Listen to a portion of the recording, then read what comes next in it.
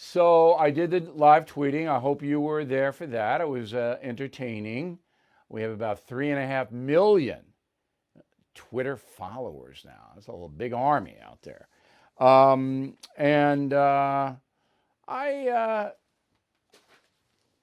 have mixed feelings about the first half of the debate.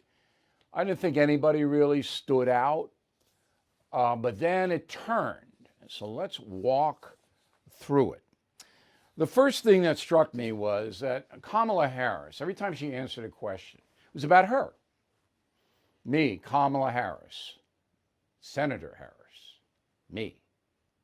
Every time Vice President Pence answered a question, it was about Donald Trump, not about him. I didn't hear Pence ever say anything about himself. So the ego, and me being a person with a big ego, I'm tuned into this. The ego was crazy imbalanced. I mean, Kamala is like, oh, I'm Kamala. Don't you talk to me like that. Don't you lecture me. And there's Pence talking about Trump. Okay, number one. Number two, the demeanor. All right, so Pence, totally opposite President Trump. He's not a showman. He's not charismatic, but he was very methodical and very credible.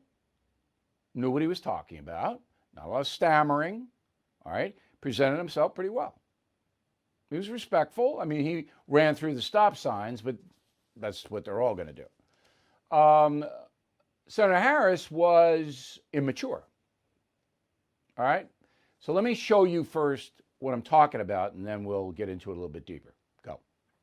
Joe Biden's going to raise your taxes. It's really remarkable to think, Susan. I mean, right after a time where we're going through a pandemic that lost 22 million jobs at the height, to give direct payments to families, which you were one of the original co-sponsors of in the United States Senate. They want to abolish fossil fuels and ban fracking. All right. You see the shaking of the head, the phony smile, the condescending attitude. Don't you hate that? I do. Just sit there, lady, and listen to him. You want to rebut him? Fine.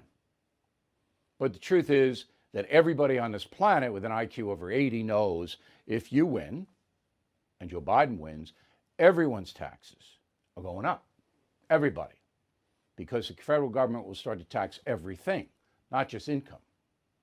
Okay, they have to pay for the Green New Deal, to pay for all of the social programs that you were promised, free college, free daycare.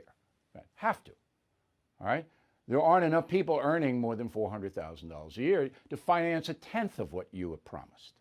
So everybody knows you're going to raise taxes. Okay, so Frank Luntz, you know him, right? So he does these little focus groups of unaligned voters, whatever, okay? And here's what he said right after the debate. Go. But the complaint about Kamala Harris was that she was abrasive and condescending. The complaint about Mike Pence was that he was too tired, but vice presidential or presidential. If this is a battle over style and substance, which is often the case with undecided voters because they simply do not choose on policy, they also choose on persona. This was Mike Pence's night. And that's true. People vote not only on their own self-interest and the economy and COVID, but they formulate a view, and this is hurting President Trump. So women particularly think that he's a barbarian, all right, that he's boorish.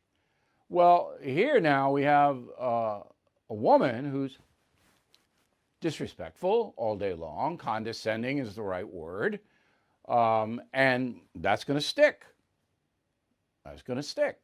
So when you couple and we'll get into the policy in a moment, the dubious policy that the Biden-Harris ticket is proposing with that demeanor, very hard for Kamala Harris to win. Anybody that says she won that debate last night is not being honest.